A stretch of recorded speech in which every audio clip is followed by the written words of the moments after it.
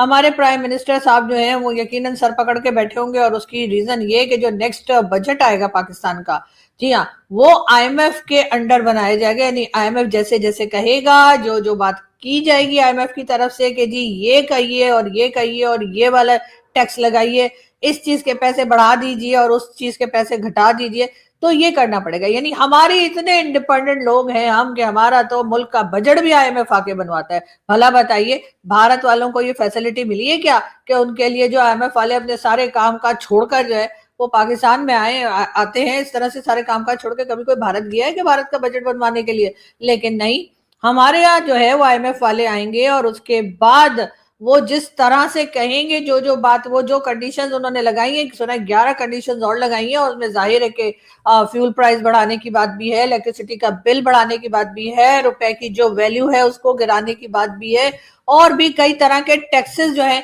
वो लगाए जाएंगे। ऐसे में अगर उसके बाद ही अगर आईएमएफ का लोन जो हमें चाहिए, जो हमने 7 बिलियन उनसे मांग रखे, और उसको भी वो एक एक करके देते, भाई एक साथ दे दो। अगर हमने सारी कंडीशंस पूरी कर दी तो सब एक साथ दे दो ना 7 बिलियन, क्या मतलब हमारे पास रखने की जगह नहीं है क्या? लेकिन नहीं, वो एक एक बिलियन करके देते हैं, और इस तरह से जिसे कहते हैं ना कि वो पता भी नहीं लगते कब आए और कब लोग खा गए, मेरा मतलब है कब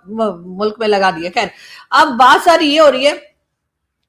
कि $7 बिलियन का एक और जो कह लीजिए कि नया लोन जो है और पैकेज जो है वो पाकिस्तान जो है वो मांगने के लिए बिल्कुल तैयार है और आईएमएफ देने के लिए तैयार है। लेकिन आईएमएफ की जो कंडीशंस है वो टफ से टफ होती चली जा रही हैं, और उसमें वो सभी को लपेटे में ले रहे हैं, और इसीलिए अब ये कहा जा रहा है कि जी जो नेक्स्ट बजट जो बनेगा पाकिस्तान का बजट, जी हाँ, पाकिस्तान एक इंडिपेंडेंट कंट्री है, हमारा प्राइम मिनिस्टर भी है, हमारे पास तो सदर भी है, हमारे पास तो आर्मी चीफ भी है, हमारे पास तो फील्ड मार्शल भी नहीं है। ये तमाम लोग जो हैं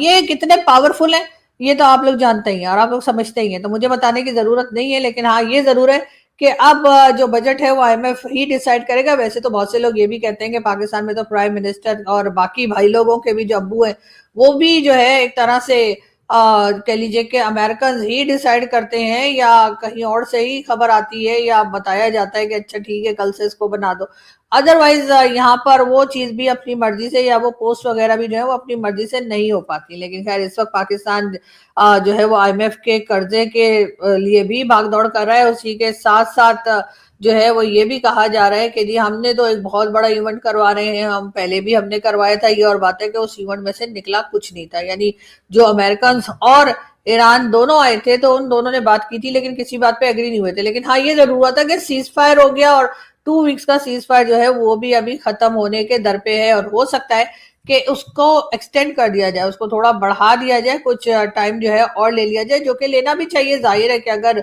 आगे बातचीत करनी है तो ऐसा तो नहीं हो सकता ना कि बात हो रही है साथ साथ सर पे इधर उधर गोले छोले चल रहे हैं या मिसाइल्स चल रहे हैं। लेकिन इजराइल को कौन समझाएगा, नेतन्याहू को कौन समझाएगा? इसलिए कि पहले भी जब ये लोग बात करने आए थे पाकिस्तान, और यहाँ पर मीटिंग चल रही थी, जिस मीटिंग में ना तो मीडिया को जाने दिया था, ना ही किसी और को कोई खबर आई थी, ना कोई प्रेस रिलीज आई थी, सिर्फ बाहर निकल के यानी मीटिंग करने के बाद बाहर आकर जो है वो सिर्फ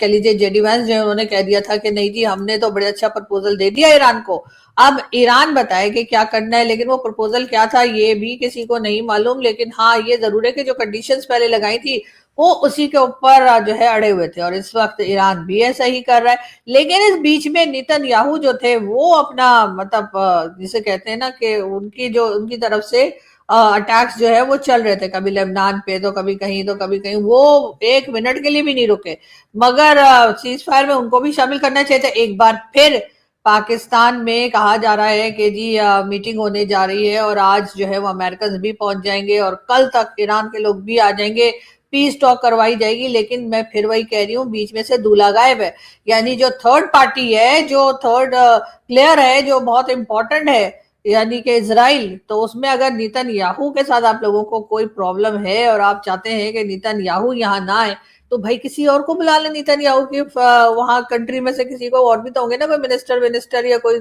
लेकिन नहीं, उनके बगैर ही जो है वो यहाँ पर एक बार फिर पीस टॉक जो है वो शुरू कर दी जाएगी कल। और उसके साथ ही नेतन्याहू ने फिर जितने मिसाइल बचे हुए ठा ठा ठा मारने शुरू कर देने यहाँ वहां। मुझे नहीं बुलाया, ऐसा होता है ना, बच्चे आपने देखा है, छोटे बच्चे जो है उनको अगर कोई चीज चाहिए उनको ना बुलाया जाए और बाकी सारा घर वाले जो है वो खाना पीना शुरू कर दें तो वो आसपास जो चीजें पड़ी होती है उठा उठा के फेंकना शुरू कर देते हैं। तो मुझे लगता है नेतन्याहू का वही हाल हुआ है कि जब उनको पता लगता है पीस टॉक हो रही है और मैं ही नहीं हूँ पीस टॉक में, या मेरी कंट्री से कोई भी नहीं है पीस टॉक में, तो वो कहते हैं चलो भाई खाली बैठने से तो अच्छा है मिसाइल ही चला लूं। इसलिए कि मिसाइल्स की तो उनको कोई कमी है नहीं, उनके पास जितने मिसाइल्स हैं उतने तो शायद पूरे वर्ल्ड में किसी के पास नहीं है। और वैसे भी अमेरिका भी देता रहता है, अमेरिका का और काम क्या है। ये जो अमेरिकन है ये यही तो करते हैं, ये मतलब हथियार वथियार बनाते रहते हैं और उसके बाद हमें भी बेचते रहते हैं। हमें कहते हैं आपको भारत से खतरा है, भारत को बेचते रहते हैं, उनको कहते हैं आपको पाकिस्तान से खतरा है और आपको चाइना से भी खतरा है। और हमें अब उन्होंने अफगानिस्तान के साथ भी इंगेज कर दिया है,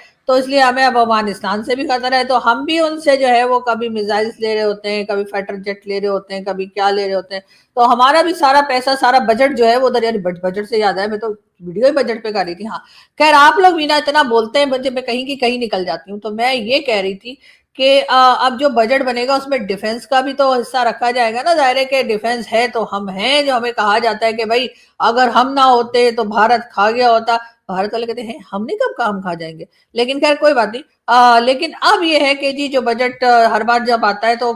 बाकी चीजों में जो है वो इतने पैसे बढ़ाए नहीं जाते या बजट बढ़ाया नहीं जाता, चाहे वो एजुकेशन सेक्टर हो चाहे वो हेल्थ सेक्टर हो। हाँ, डिफेंस सेक्टर को जरूर बजट हर बार ज्यादा दिया जाता है, इसलिए कि भाई अगर भारत खा गया या अफगानिस्तान खा गया तो ऐसे में हमें तो फोर्सेस को ही पैसे देने ना। जिंदा रहेंगे तभी तो हेल्थ की फिक्र होगी, जिंदा रहेंगे तभी तो एजुकेशन की जरूरत होगी, वरना कोई बात नहीं है। बाकी हम पंगे करते रहते हैं, कभी इस बॉर्डर पे कभी उस बॉर्डर पे, और अब तो ईरान के साथ भी जिसे कहते हैं थोड़ी टेंशन सी मुझे हो रही है कि ऐसा ना हो कि ये दोनों जो कल फिर यहाँ पर बैठने वाले हैं, आज तो खैर पहुंच जाएंगे अमेरिकन, और कल ईरान की तरफ से भी सुनाए लोग आ जाएंगे कुछ ना कुछ। हमारे लोग फोन कर करके उनको, उन्होंने जिसे कहते हैं ना, उनको बिल्कुल तंग करके रखा हुआ है कि प्लीज आ जाओ प्लीज आ जाओ। अच्छा सिर्फ चाय पी के चलिए, चलो बात ना करना, अलग रूम में बैठ जाना, अच्छा उनकी बात का जवाब ही ना देना, वो कुछ भी बोले तो सुनना ही मत, कानों में उंगलियां डाल के बैठ जाना, लेकिन आ जाओ किसी तरीके से ताकि हमारी इज्जत का फालूदा ना हो। इसलिए कि आप देखिए ना, हम ही सबको इन्वाइट कर रहे हैं और पता लगा कि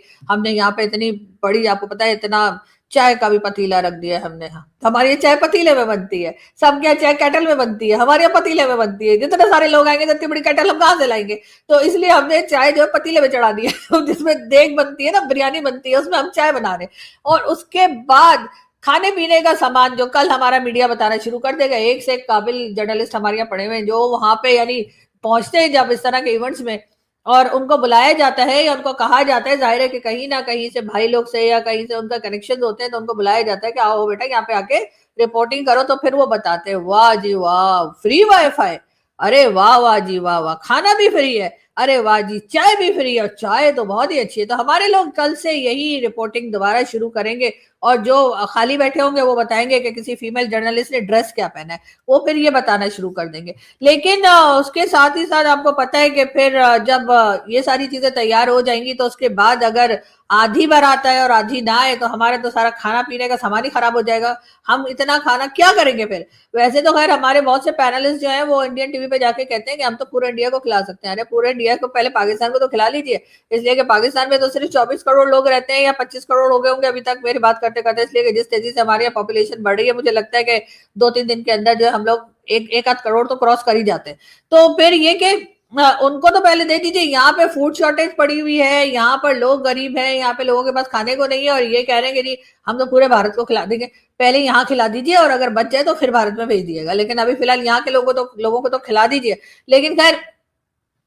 अब हम जब इतने तैयारियां करके बैठे हैं, लॉकडाउन है पूरे के पूरा, हमने रावलपिंडी इस्लामाबाद को लॉकडाउन में रखा हुआ है, तमाम ऑफिस स्कूल कॉलेज यूनिवर्सिटी सबकी छुट्टी है, सब मजे कर रहे हैं घर में बैठे हुए। और उसके बाद कहा यह जा रहा है कि जी वर्क फ्रॉम होम कीजिए और उसी के साथ साथ स्टडीज भी फ्रॉम होम कीजिए। और आपको तो पता है कि ना तो कोई वर्क फ्रॉम होम वाला यहाँ पे इतना कोई काबिल लोग बैठे हुए, और ना ही बच्चे स्कूल छोड़कर घर बिठा दो तो वो कोई पढ़ाई करते हैं। सबके सब जो है वो या तो बाहर गली में खेल रहे होंगे या फिर वो गैजेट्स लेकर मोबाइल लेकर और उसके बाद टिकटॉक देख रहे होंगे। तो यहाँ पर इस चीज के ऊपर कोई फिक्र की बात नहीं हो रही है, और लोग कह रहे हैं कि ठीक है कोई कोई टेंशन नहीं है, आप बिल्कुल बंद कर दीजिए स्कूल कॉलेज यूनिवर्सिटीज बंद कर दीजिए। वैसे भी हमारे यहाँ हम एजुकेशन को कितनी इंपॉर्टेंस देते हैं वो तो सभी के सामने, लेकिन उसके ही साथ साथ मार्केट्स भी बंद कर दी गई है जी। बिल्कुल जैसे कहते हैं ना 8 बजे बंद होने का कहा था, लेकिन जब कोई पहुंचेगा ही नहीं, जब आपने रोड ब्लॉक कर दिए, जब आपने हर जगह कंटेनर्स लगा दिए, जब आपने जो पब्लिक ट्रांसपोर्ट है वो भी बंद कर दी है, और उसके बाद ये कहा गया है कि जी जो मेट्रो चलती है यानी दोनों सिटीज के बीच में इस्लामाबाद रावलपिंडी, वो भी बंद कर दी गई है, और जो पब्लिक ट्रांसपोर्ट है उसके लिए भी मना कर दिया गया है। तो और बाकी जो लोग घरों में अपनी गाड़ियां लेके निकालेंगे तो वो किधर से जाएंगे, तो इसलिए कि हर तरफ तो रोड ब्लॉक है। तो मेरा ख्याल है कि इस वक्त जो हमारे यहाँ इसको बोलते हैं सिक्योरिटी हाई अलर्ट, ठीक है। इसको आप मिसमैनेजमेंट या इसको आप ये कि भाई लोग परेशान हो रहे हैं तो पब्लिक परेशान हुआ करे, किसी को क्या, इसलिए कि बाकी लोग जो मुल्क को चला रहे हैं उनको टेंशन नहीं होनी चाहिए। हाँ, आम पब्लिक को तो वैसे ही कोई वैल्यू नहीं है, हमारे तो वोट की भी वैल्यू नहीं है, इसलिए कि जिसको वोट देते हैं उसके बजाय दूसरा आ जाता है, और वोट को सही काउंट भी नहीं किया जाता, और कहा जाता है बस ठीक है जी, जिसका मैंडेट होता है उसके बजाय कोई और आ जाता है। नवाज शरीफ का मैंडेट होता है इमरान खान प्राइम मिनिस्टर होंगे, इमरान खान का हो तो शहबाज शरीफ साहब होंगे। शहबाज शरीफ साहब से मुझे याद आया कि बहुत से लोग आजकल इंटरनेशनल मीडिया और इंडियन मीडिया पे कह रहे हैं कि जी शहबाज शरीफ साहब की कुर्सी बड़े खतरे में आ गई है, क्योंकि फील्ड मार्शल साहब बड़ा अच्छा काम कर रहे हैं और वो जो है अमेरिका को खुश करने में बड़े कामयाब हो गए, और अमेरिका के हिसाब से हर चीज होती चली जा रही है, तो इससे जो है ऐसा ना हो कि मतलब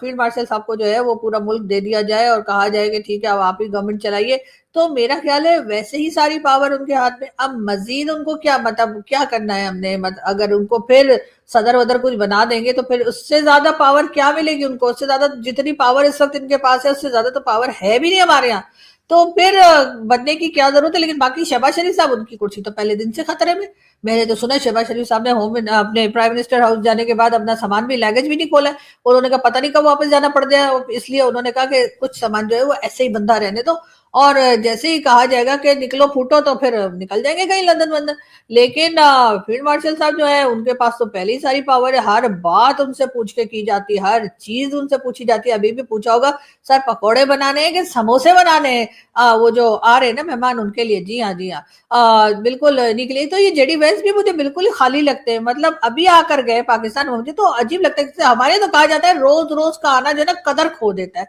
हमारे यहाँ जो है मेहमान अगर एक बार आ जाए तो कुछ दिन के बाद यानी कुछ वीक्स के बाद कुछ मंथ्स के बाद ही हम कहते हैं कि आए तो थोड़ी इज्जत हो जाती है, अरे आप इतने दिनों बाद आपको देखने आइए। अब ये जो हर हफ्ते चले आ रहे हैं मुंह उठाकर, इनकी तो मुझे लग रहा है कि बिल्कुल वहां पे अमेरिका में कोई इनकी सुनने वनने के लिए कोई नहीं बैठा हुआ, और ये वैसे इनको जो है ना वाइस प्रेसिडेंट बना दिया है। उसके बाद यहाँ आकर भी मैंने सुना हर बात पे ये फोन करते हैं और जाकर ट्रम्प से पूछते हैं कि अच्छा ये लोग ये कह रहे तो अब क्या कहना है। मतलब इनको ये भी नहीं पता कि इनको करना क्या है, तो फिर ट्रम्प को ही भेज देते ना, भैया खुद क्यों आ जाते हो जब तुम्हें कुछ पता ही नहीं कि क्या करना है। उधर ट्रम्प जो है वो 6-6 7-7 ट्वीट्स लगाते हैं और उसके बाद कह देते हैं हाँ जी जेडी वेंस जा रहे हैं, नहीं जा रहे, पहले कहा ट्रम्प ने कहा जेडी वेंस नहीं जा रहे, उसके बाद वहां से उनकी जो गवर्नमेंट के लोग हैं वो उठे और उन्होंने कहा नहीं जी जेडी वेंस जा रहे हैं। मुझे तो लगता है कि अमेरिका में भी कोई आईएसपी आ रहा है, या फिर अमेरिका में भी जरूर कहीं ना कहीं जो है ना वो जीएचक्यू या इस तरह के कोई कोई तरीके का कुछ चल रहा है, इसलिए कि ये तो सिर्फ हमारे यहाँ ही होता है।